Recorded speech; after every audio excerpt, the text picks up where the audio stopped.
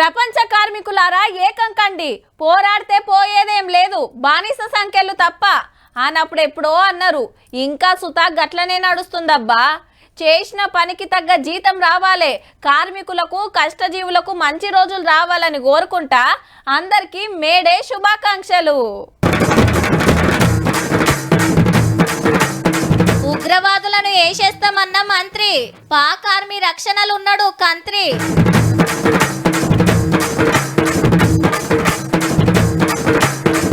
కులగణన మీద కొత్త కయ్యం, కాంగ్రెస్ వల్లే చేస్తున్నారన్న సీఎం.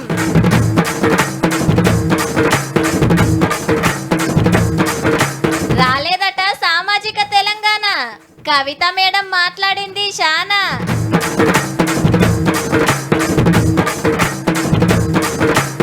అంతటా ఎగిరింది ఎర్ర జెండా, మేడే జరిగింది గుండె నిండా.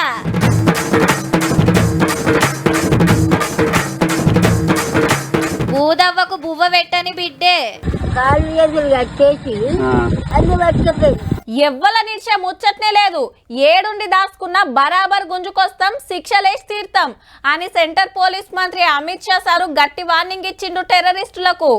కశ్మీర్లో అటాక్ జరిగినాక సారు మాట్లాడు ఇదే తొలుత. మరి మొన్న ప్రధానమంత్రి మోడీ సార్ సుతా ఉగ్రవాదులను పట్టుకొచ్చి మట్టిలో కలిపేస్తామనే. ఢిల్లీలో నడుస్తున్న మీటింగ్లు సుతా అట్లనే ఉన్నాయబ్బా.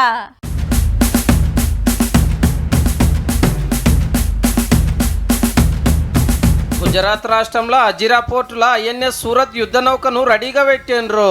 మొత్తం మన టెక్నాలజీ తోటి తయారు చేసింది. రాత్రిపూట కూడా హెలికాప్టర్ ఎగిరే సౌలత్ ఉంటదట. ఇది ఒక్కటే కాదు, బోర్డర్ రక్షాన్నే పట్టుకుపోతున్నారు. 2-3 రోజులు ప్రధానమంత్రి సారు, రక్షణ శాఖ మంత్రి సారు, ఆర్మీ ఆఫీసర్ల తోటి మీటింగ్లు పెట్టినాక అన్ని తయారుగా పెట్టుకుంటారు అన్నట్టు. ఇక ఎటు చూడండి, గట్లనే యుద్ధం వచ్చినా అటుకెళ్ళి ఉగ్రవాదులు అటాక్ చేసినా ఎట్లా తప్పించుకోవాలనో ఏడ దాచుకోవాలనో స్కూల్ పిల్లలకు ట్రైనింగ్ ఇస్తున్నారు.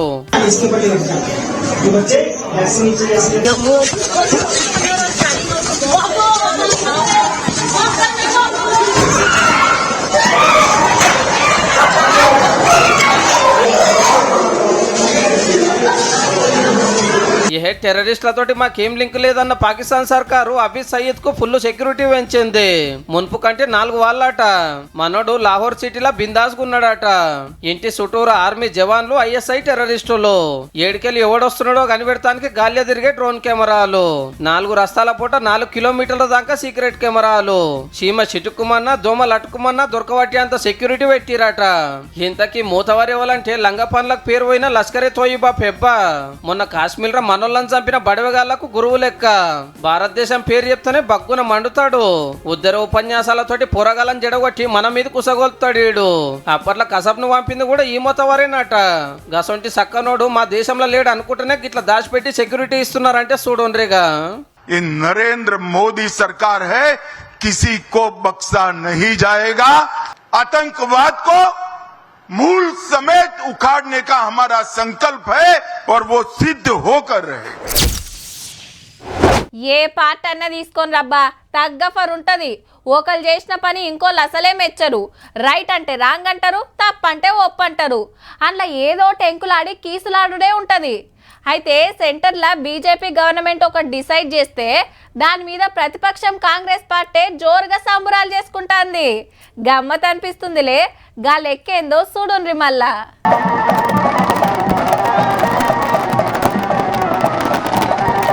ఏహే ఎక్కడిది, గాంధీ భవన్ ముంగట సంబురాలే సంబురాలు. ఇటు చూడండి, బీసీ మంత్రులు, ఎమ్మెల్యేలు, ఎంపీలు, బీసీ సంఘాల పెద్దలు ముఖ్యమంత్రి సార్ ఇంటికి వచ్చి తారీఫ్ చేసిండ్రు. అవు సెంటర్ వాళ్ళు కులగణన చేస్తామని ముంగటికి వచ్చినందుకే. అగో గాలి చేస్తే ఈల సంబరాలు దేనికి అంటారా? దేశంలో ఫస్ట్ కులగణన జరిగింది మన రాష్ట్రంలోనే. మళ్ళా తెల్లదొరల ఏలువాళ్ల తర్వాత తెలంగాణలో కులాల బలగం తేలింది. సేమ్ ఇట్లనే దేశమంతా ఇయ్యాలని ఢిల్లీలో రాహుల్ గాంధీ సార్ ఎన్నో మాటలు డిమాండ్ చేసిండు. మనోళ్ళు పోయి జంతర్ మంతర్ కాడ ధర్నా పెట్టి బీసీల లెక్క తేలితే రిజర్వేషన్లు పెరిగి మస్తు ఫాయిదా అవుతుంది. గంత గొప్ప కార్యం మనకాన్నే ముందు సురువైనందుకే గీ సంబురాలు, గీ సన్మానాలు. నరేంద్ర మోడీ గారు బీజేపీ కులగణనకు వ్యతిరేకంగా మాట్లాడిండ్రు కదా. రాజ్నాథ్ సింగ్ గారు అఫీషియల్ గానే చెప్పిండు, సుప్రీంకోర్టుకి చెప్పిండు. మా ఒత్తిడితోని ఈ రోజు కేంద్ర ప్రభుత్వం ముందుకు వచ్చింది, అమలు చేస్తుంది. అందరితోటి మాట్లాడి అందరు సలహాలు తీసుకొని కులగణన సర్వే ఎట్లా చేసింది గా రిపోర్ట్ అసెంబ్లీలో పెట్టి చర్చ చేసింది. పార్లమెంట్ లో ఓకే చేయాలని సెంటర్ లోకి పంపింది. యాద్ చేసి అడిగితే సలహాలు ఇస్తాము అన్నాడు. 8 పేజీల 57 ప్రశ్నపత్రాలు తయారు సేకరించిన సమాచారాన్ని చాలా గోప్యంగా భద్రపరిచిన. మరి సెంటర్ వాళ్ళు కూడా మన కాడ మళ్ళా చేస్తే ఎవరి రిపోర్ట్ ఫైనల్ అయితే సారు? ఇప్పుడు ఏ డేటా లేనప్పుడు నా డేటా ప్రామాణికం. కేంద్రమే ఒక ప్రక్రియను చేపట్టి ఇది డేటా రాష్ట్రాల వారి కానీ కేంద్ర ప్రభుత్వం ముందుకు వచ్చినప్పుడు ఆటోమేటిక్ గా గవర్నమెంట్ ఆఫ్ ఇండియా ప్రివేల్స్. బీజేపీకి 240 ఎంపీ సీట్లు వచ్చినందుకే ఈ కార్యం పెట్టుకురాట. వాళ్ళు అనుకున్న 400 సీట్లు వచ్చినట్టే ఈ పాటికి దేశంలో రిజర్వేషన్లు రద్దయ్యేటివి, రాజ్యాంగం రూపురేఖలు మారిపోయేది, ఈ రోజు కులగణన కూడా జరుగుండేది కాదు. ఇక లోకల్ బీజేపీ లీడర్ల గురించి గిట్లా అన్నాడు. స్థానిక బీజేపీ నాయకులకు కొంత అసూయ, అసంతృప్తి, మోడీ గారు రేవంత్ రెడ్డి గారి విధానాలను అనుకరిస్తున్నాడు అని కక్కలేక మింగలేక దుఃఖంతో ఉన్నారు. లేలే ఇదంతా మా మోడీ సార్ గొప్పతనమే అని బీజేపీ ఆఫీస్ ముంగట కూడా సంబరాలు చేసుకున్నారు.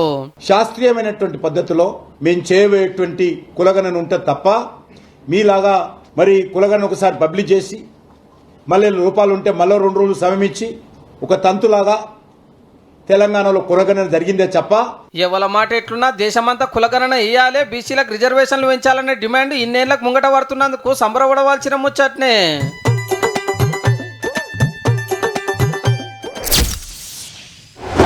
ఏందయ్యా ఇది, తెలంగాణను మొత్తం తెల్లు చేసిండ్రు.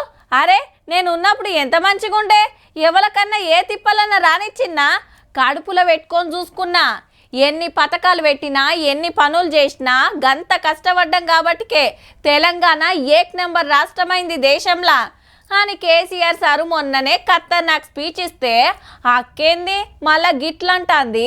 మేడే సంబురాల్లా ఉన్నది ఉన్నట్టు మాట్లాడిందబ్బా మన కవితక్క. భౌగోళిక తెలంగాణ మనం తెచ్చుకున్నాం, ఇంకా కూడా సకల జనులకు సబ్బండ వర్గాలకు న్యాయం జరిగేటటువంటి సామాజిక తెలంగాణ మనం సాధించుకోలేకపోయినాం. అంటే తెలంగాణ రాష్ట్రం వచ్చింది కానీ అందరం సమానంగా బతికే తెలంగాణ, గరీబులకు న్యాయం జరిగే తెలంగాణ రాలేదని ఒప్పుకుందన్నట్టు. మనం రైతు బంధు ఇచ్చుకున్నాం. ఎకరం భూమి ఉన్న మనిషికి సంవత్సర కాలంలో 10,000 ఇస్తే 10 ఎకరాలు ఉన్న ఆయనకు ₹1,00,000 ఇవ్వడం జరిగింది. ఇంకేమన్నదో కూడా ఇనుండ్రి. రంగారెడ్డి జిల్లాలో తలసరి ఆదాయం 8 లక్షలు ఉంటే రంగారెడ్డి జిల్లా నుంచి కరెక్ట్ 10 కిలోమీటర్ల దూరం పోతే వికారాబాద్ ఉంటుంది. మొత్తం రాష్ట్రంలోనే అతి తక్కువ 1,58,000 మాత్రమే తలసరి ఆదాయం ఉంది. అంటే 10 కిలోమీటర్ల దూరంలో ఎంత అంతరం ఉంటుంది? తలసరి ఆదాయం అంటే ఏడాదిలో ఒక్కళ్ళు సంపాదించే ఆందాని. కానీ తెలంగాణ తెచ్చుకున్నాక 10 ఏళ్ళు పవర్లో మన పార్టీ ఉండే కదక్క. సామాజిక తెలంగాణ ఎందుకు తయారు కాలేదో మరి, రాళ్లకు రప్పలకు రైతు బంధు ఎందుకు ఇచ్చిండ్రో, గంత ఫరాకున్న తలసరి ఆదాయంలో మనమే నెంబర్ 1 అని ఎందుకు గొప్పగా చెప్పిండో సుతా చెప్తే ఇంకా బాగుండే. మొన్ననే వరంగల్లో బాపు అంత పెద్ద మీటింగ్ పెట్టి మా ఎలువడిలా అందరికీ అన్ని చేసినాం, పబ్లిక్ ఆమ్దాని మస్తు పెంచినాం అని సాటింపేసుకుంటే నువ్వేందక్క మొత్తం ఉల్టా అనబడితివి.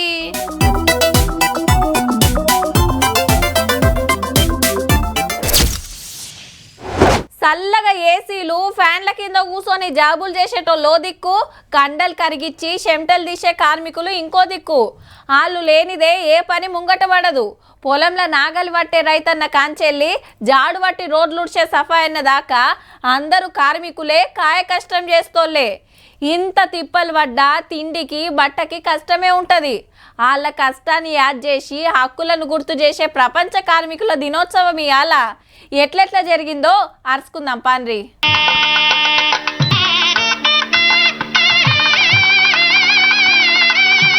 రవీంద్ర భారతిలా మేడే పండుగ చేసిండ్రు సర్కారోళ్ళు. సీఎం సారు, మంత్రులు, కార్మికులు, కంపెనీల ఓనర్లు వచ్చిండ్రు. ఉత్తమ కార్మికులకు, యజమానులకు అవార్డులు వంచిండ్రు. ట్యాంక్ బండ్ కాడ కాకా విగ్రహానికి నివాళులు అర్పించిండ్రు Chennur MLA Vivek sir, Bellampalli MLA Vinod sir. కార్మికుల కోసం సారు చేసిన సేవలు యాద్ చేసుకొని కాకా శ్రమశక్తి అవార్డులు వంచిండ్రు. దేశంలో పెన్షన్ ఫండ్ స్కీమ్ వచ్చిందంటే కాకా వెంకటస్వామి గారు మన కార్మికులకు, వారికి రిటైర్ అయిన తర్వాత అండగా ఉండాలి ప్రభుత్వం అని చెప్పి ఈ పెన్షన్ ఫండ్ కూడా తీసుకురావడం జరిగింది. జిల్లాలల్లో అంతటా ఎర్ర జెండాలు ఎగిరేసుడు, జిందాబాదులు కొట్టుడు, జులూస్ తీసుడు నడిచింది. మంత్రులు, ఎమ్మెల్యేలు కార్మికులతోటి మేడే పండుగ చేసుకున్నారు. సింగరేణిలా కార్మిక సంఘాల యూనియన్లు జెండాలు ఎగిరేసి శుభాకాంక్షలు చెప్పుకున్నారు. కొత్తగూడెంలా మేడే పండుగ చేసి సెంటరోళ్ల మీద గరమైండు పెద్ద కామ్రేడ్ సాంబన్న.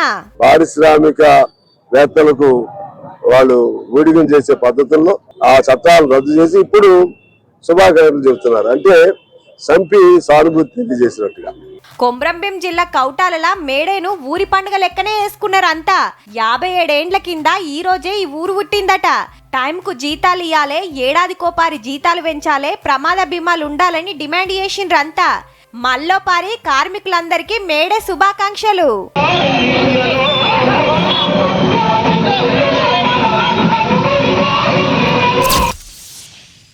తెలంగాణ పరిస్థితి ఎట్లున్నదంటే ఊపర్ షేర్వాణి అందరు పరేషాని. హావు మళ్ళా కొత్త రాష్ట్రం, ధనిక రాష్ట్రం, బంగారు తెలంగాణ అని 10 ఏండ్లు పాట పాడినరు. ఎంత అప్పు తెచ్చింది, ఎంత మిత్తిలు కట్టేది, పైసా పతార ఎట్లున్నది, ఏది సుతా గింత బయటికి తెలవనియలే. ఏమంట సర్కార్ మారిందో ఒక్కొక్కటి బయటికి రాబట్టే. అందులో కొన్ని ఇప్పుడు మీరినేటి. సమ్మెకు సై అంటూరు కదా ఆర్టీసీ అన్నలు. లేలే మీ తిప్పలేందో చూస్తాం గాని గంత పని చేయొద్దు, ఏదన్నుంటే కూకొని మాట్లాడుకుందామని పిలిచిండు ముఖ్యమంత్రి రేవంత్ రెడ్డి సారు. సమ్మె పోటు ఏమన్నా ఇచ్చిందంటే ఇది రాష్ట్రానికి నష్టం సోదరులారా. మీరు వేరే వాళ్ళు కాదు, మీరు మా కుటుంబ సభ్యులు. మీరే కూర్చోండి, మాట్లాడదాం, రాండి. మంత్రితో మాట్లాడండి, శాఖలు అందరిని పంపిస్తా, నేను కూడా కూర్చుంటా. వాళ్ళతో మాట్లాడినాక నా దగ్గర రండి, ఎట్లా చేద్దామో చెప్పు. ఆమ్దానిలో పుట్టిన తెలంగాణను అప్పుల పాలు చేసిండ్రు. అవి కట్టలేక కొత్త పథకాలు పెట్టలేక మస్తు తిప్పలైతంది. అయినా ఒకదానని కోటి వేస్తున్నామనికొచ్చిండు. 16 మంది సీఎంలు 72,000 కోట్ల అప్పులు చేస్తే కేసీఆర్ సారు గింత వేసిండట. ఒక వ్యక్తి, ఒక కుటుంబం, ఒక పార్టీ 10 ఏళ్లలో 8,29,000 కోట్ల రూపాయలు అప్పు చేసి ఇక ఏలువాడిలకు వచ్చినాక ఈ సారు తెచ్చిన అప్పెంతంటే 1,58,000 కోట్ల రూపాయలు అప్పు చేస్తే 1,52,000 కోట్ల రూపాయలు ఆయన చేసిన అప్పులకు అసలుకు మిత్తికి కట్టాల్సి వచ్చింది. సర్కార్లా పైసల పరిస్థితి గిట్లుంది కాబట్టి 4 వద్దులు ఎట్లనో గట్ల చదువుకోవాలని కోరిండు. రాష్ట్ర ఆర్థిక వ్యవస్థ కూడా ఆరోగ్యం బాగలేదు. మనం జర వెజిటేరియన్, పండ్లు, ఫలాలు, కూరగాయలు తిని కొంత జాగ్రత్తగా ముందుకెళ్ళాలి. వరంగల్ మీటింగ్ లా కేసీఆర్ మాట్లాడినయన్ని తప్పు అనుకొచ్చిండు రేవంత్ రెడ్డి సారు. ఆయన బాధ, దుఃఖం, ఆవేదన, అధికారం కోల్పోయినని ఎట్లున్నదో చూసిరు కదా. గంత విషయం ఉంటుందా 40 ఏళ్ళు అధికారం అనుభవించినోనికి? అక్కడికొచ్చే చదువు నేర్పు. దళితుని ముఖ్యమంత్రిని చేస్తాను మోసం చేస్తూ కనీసం ఆ దళితుని ప్రతిపక్ష నాయకుడినే చెయ్యి. ఎవరెట్లా అడ్డం పడ్డా చెప్పినయన్ని వేస్తాం, మళ్ళా పక్కా గెలుస్తామన్నాడు. Telangana is number 1. Telangana is rising తెలంగాణని ఎవడు ఆపలేడు. ఎవడైనా ఆపాలనుకుంటే వాళ్ళ కాళ్ళు, వాళ్ళ కళ్ళు, వాళ్ళ చేతులు కాలిపోతాయని తెలియజేస్తూ మీ అందరి దగ్గర సెలవు తీసుకుంటున్నాను. ఇంట్లోకెళ్ళి బయటికి వస్తున్నారంటే మా అక్కలు పక్కగా కారెట్ దగ్గర పెట్టుకుంటారు, లేదంటే ఫ్రీ ప్రయాణం రాదు. మరి ఇక ఎప్పుడు ఏ ఆశ్రమం పడుతుందో తెలియదు కాబట్టి పర్సులో పెట్టుకొని తిరుగుతారు చాలా మంది. ఏదున్నా లేకున్నా గదొక్కటి ఉంటే చాలబ్బా, 100కి 90 పనులు అయిపోతూనే ఉంటాయి. మీ పేరు, ఊరు కంటే గా 12 అంకెల నంబరే చాలా ముఖ్యం. సర్వరోగ నివారణ లెక్క సగులం సగబెట్టే కారెట్ అది. అయితే నీది ఏ దేశం అంటే నాది భారతదేశం అనటానికి ఆధార్ కార్డు చూపిస్తే ఎల్లదట్టుల్లో కోపిన్ కార్డు, పాన్ కార్డు కూడా వస్తాయే. ఈ 3 మనకు మన కుటుంబం వరకే గాని దేశం పౌరుడని గుర్తింపుకు అక్కర్రాదు అని సెంట్రల్ గవర్నమెంటే చెప్పింది. మరి ఎట్లా అంటారా? బర్త్ సర్టిఫికేట్ చూపియాలి, లేదంటే రెసిడెన్సీ సర్టిఫికేట్ అన్నా. అంటే నేను ఫలానా ఊళ్ళరా ఫలానా ఇంట్లో ఉంటున్నాని తహసీల్దార్ ఆఫీస్కి వెళ్ళి తెచ్చుకున్నది. ఎందుకంటే ఏరే దేశాలకెళ్ళి దొంగతనంగా జొర్రవాడి అల్కగా ఆధార్ కార్డులు, రేషన్ కార్డు పుట్టిస్తున్నారట కొందరు పుణ్యాత్ములు. ఇక మేము భారతీయులం, ఈ దేశ పౌరులమే అన్నట్టుగా తిరుగుతున్నారట. దొంగ కాగితాలతో ఉంటున్నతో ఎప్పటికైనా డేంజరే అనేది సెంటర్ వాళ్ళ మాట. ఇప్పుడు పాకిస్తాన్ వాళ్ళని ఎల్లగొట్టే పన్నాడుస్తుంటే బంగ్లాదేశ్ వాళ్ళు వచ్చి ఇక్కడ మెట్టబెట్టిన వాళ్ళు బొచ్చడి మంది బయట పడుతున్నారు. గుజరాత్ లో గసంటల ఇండ్ల మీదకి బుల్డోజర్లు ఎక్కిస్తున్నారంటే చూడండిగా. అంత మంచిగానే ఉన్నది కానీ సిమ్ కార్డ్ కావాలన్నా, బ్యాంక్ అకౌంట్ తీయాలన్నా, గ్యాస్ కనెక్షన్ ఇవ్వాలన్నా, సర్టిఫికేట్లు పట్టాలన్నా, డ్రైవింగ్ లైసెన్సులు, పాస్పోర్టులు, ఇండ్లు, బండ్లు, భూములు కొనాలన్నా, అమ్మాలన్నా, ఆఖరికి డెత్ సర్టిఫికేట్ కూడా ఆధార్ కార్డే ఆధారమాయే. అది లేకుంటే ఏ పని నడుస్తలేని అలా అది ఉన్న దేశ పౌరుడు కాదనుడే గమ్మతున్నది పో.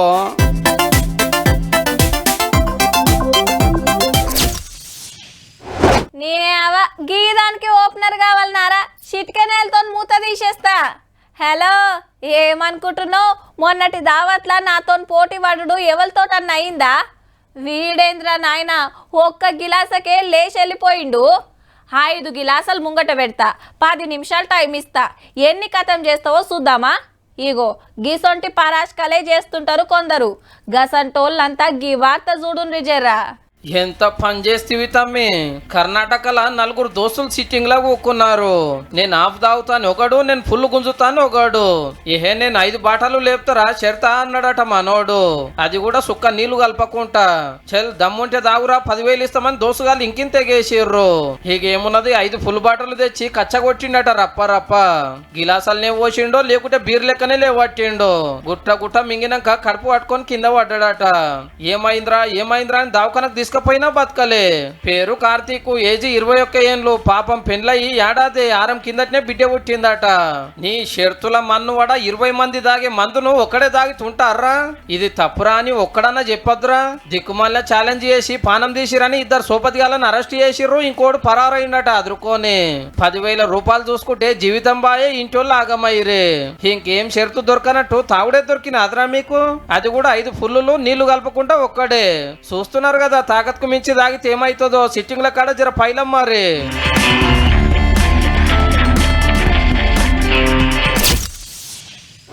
కొడుకులు, బిడ్డలు, మన్మళ్ళు, మన్మరాన్లు అని దెవలాడకుండ్రుల్లా. కడుపు కట్టుకొని తినక తాగక అసలే ఉండకుర్రి. రేపు శాత కాకుండా అయినాక చూసేది నిక్రం లేని జమానా నడుస్తుంది మరి. పాపం అవ్వ షిమ్మన్ చీకట్ల ఒక్కతే కూసుంది. అదిగిన అడవసొంటి ఏరియాల బావుల కాడికి పోంగా రైతులకేదో సప్పుడిన పడతాందని బుగులు పడ్డారట. 2-3 కలిసి పోయి చూస్తే అవ్వున్నది. పూరాగా శాత కాకుంటుంటే ఇట్లా పట్టుకొచ్చిండ్రు బయటికి. ఈడ కూసుండబెట్టి ఇన్ని నీళ్లు ఓఆర్ఎస్ తాపితే గప్పుడు చెరంతా తెలివికొచ్చింది. పేరు అడిగితే బూదవ్వ అని చెప్పింది. ఊరు జగిత్యాలట. 10 కిలోమీటర్ల దూరం ఉన్న ఈడికి ఎందుకు వచ్చినవని అడిగితే కాళ్ళు చేతులు కట్టేసి అన్ని పట్టుకపోయి అగనట పెన్మిటి కాలం చేసిండట. కొడుకులు లేరు, బిడ్డ కాన్నే ఉంటుంటే ఎకరం పొలం ఇల్లు రాపించుకొని బంగారం గుంజుకున్రట. మనమడు సుతా కొట్టేదట.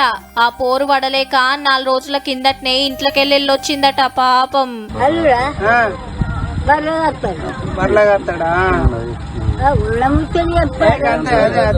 చెక్కుడు సంచిలున్న ఫోన్ నెంబర్ తీసుకొని బిడ్డకు ఫోన్ చేస్తే ఏదేదో మాట్లాడిందట సంబంధం లేనట్టు.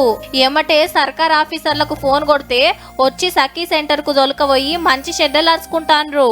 ఆమెకు ఒకటే కూతురుంది. వృద్ధుల సంరక్షణ చట్టం కింద ఆమెకి తగు రక్షణ కల్పించడానికి తగు చర్యలు చేయడానికి ఆర్డీఓ గారికి కూడా ఇన్ఫార్మ్ చేసి ఒక్కతే బిడ్డని గావు రంగజాది అత్తగారింటికి పంపిస్తే ఆఖరికి ఆస్తి గుంజుకొని గింత పని చేసిందట. బూదవ్వకు ఇంత బువ్వ పెడతానికే బిడ్డకు కష్టంగా వచ్చిన ఆ మా తల్లికి కన్నోళ్ళ మీద గింత నెనరు లేకుంటుండ్రబ్బా కొందరు.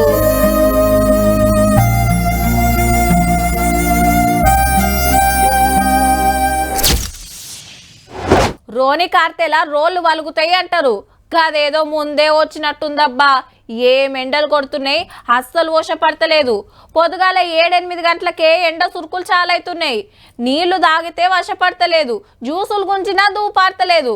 అట్లా అడుగు బయట పెట్టినామంటే కొలిమి పక్కన కూసున్నట్టే అనిపిస్తుంది.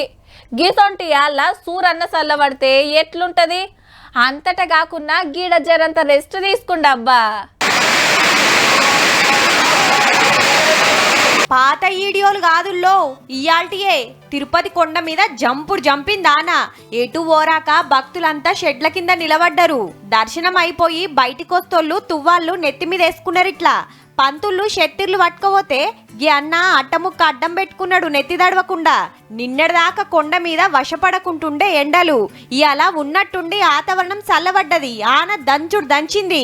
ఎండలకు తల్లడమల్లడమైన భక్తులు ఈ చల్లటి వాతావరణం తోటి జరంత నిమ్మలబడ్డట్టే. మనతన సుత రాత్రిపూట ఆనలు దంచినే ఊర్లల్లా. షెడుపానలు చేపట్టి రోడ్ల మీద పోసిన ఒడ్లు నాంతే నీళ్ళెత్తిపోసుకుంటా మళ్ళా నేర్పుతున్నారు రైతులు. పట్టాలు కప్పినా ఫాయిదా లేకుండా అయింది. గాలి దుమారానికి షెడ్లు రేకుల షెడ్లు కూలినాయి. ఓ తాన ఆన పడితే సంబురం, ఇంకో తాన పడితే నష్టం. ఎండాకాలం ఆనల కథ గిట్లుంది. చూసిండ్రు కదా, ఇక ఇయాల్టి తీన్మార్ వార్తలు ఉంటాం. మళ్ళా నమస్తే.